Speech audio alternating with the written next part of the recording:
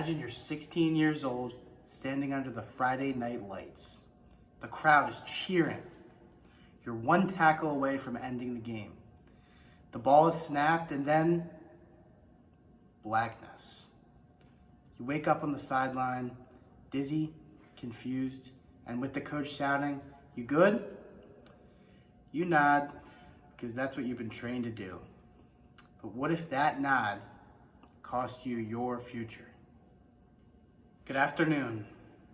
My name is Jason Bernard, and today I want to talk about a silent crisis taking root in our culture, the concussion epidemic in contact sports, and how sports medicine orthopedic doctors, often behind the scenes, are stepping into the spotlight to change the game. A concussion is not a bruise. It's a mild traumatic brain injury. Every year in the United States, nearly 4 million sports-related concussions occur. But that's just what's reported. Many more go unnoticed, or worse, ignored. Why, you may ask? Because concussions don't bleed. They don't swell. They don't scream in pain. They hide. And in sports, hiding an injury is seen as bravery. But we've all learned the hard way. What you can't see can absolutely hurt you. Chronic traumatic encephalopathy, or more commonly known as CTE, is the long-term result of repeated concussive blows to the head. Memory loss, aggression, depression, and even suicide can occur with this disease. This is not just about NFL veterans. It's about high school kids, college athletes, and the classmates around you. So who is going to step up? We often think of neurologists when we hear brain injury, but in the sports world, it's the orthopedic sports medicine doctors who are often first on the scene. They're on the sidelines, in the locker rooms, and in training centers. And what makes them unique? They don't just see the brain, they see the body and mind as a system. So who even are these doctors, you may ask? Well, first, you need 4 years of college, obtaining your bachelor's degree, and then you need to get into med school and go there for another 4 years to get your MD. Then you need 5 years of orthopedic residency, and then you need another year of your sports medicine fellowship.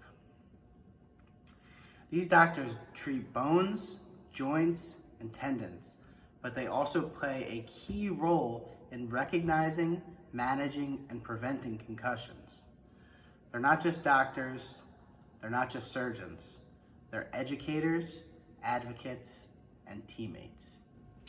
So now I want to walk you through 3 ways these doctors are transforming public health. Starting off with early intervention.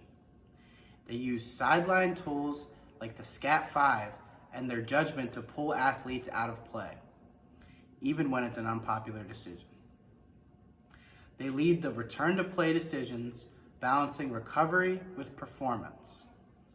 One good call from a team doctor can prevent a second concussion, which is often far worse than the first. Moving on to education and culture change. These doctors work directly with parents, coaches, and schools to teach a variety of different things, including symptom recognition, safe techniques, and the fact that no game is worth a life. They help rewrite the outdated narrative that toughing it out is so heroic. In fact, sitting out can be the bravest play of all. Finally, advocacy and access. What about schools without trainers or athletes without insurance? Some orthopedic doctors partner with public health organizations to offer free injury screenings, donate protective gear, and push for policy changes that require baseline concussion testing for all youth athletes, not just the privileged few. Their work extends beyond the clinic. It touches policy, education, and prevention. We're not just talking about sports. We're talking about lives. This is a public health crisis, one that intersects with mental health, access to care, education, and long-term brain function. And while researchers search for treatments and policymakers debate laws, sports medicine orthopedic doctors are already doing the work every day in stadiums, schools, and clinics. So what do we do now? If we want to protect the minds of the next generation, we need to empower orthopedic doctors to lead concussion protocols. We need to fund access to specialists in underserved communities. And we need to educate everyone, from athletes to parents, on what a concussion really is, because no athlete should have to choose between their passion and their brain health. Let's reimagine what toughness looks like. Let's listen to the doctors who know how to protect athletes, not just from the next play, but for the rest of their lives.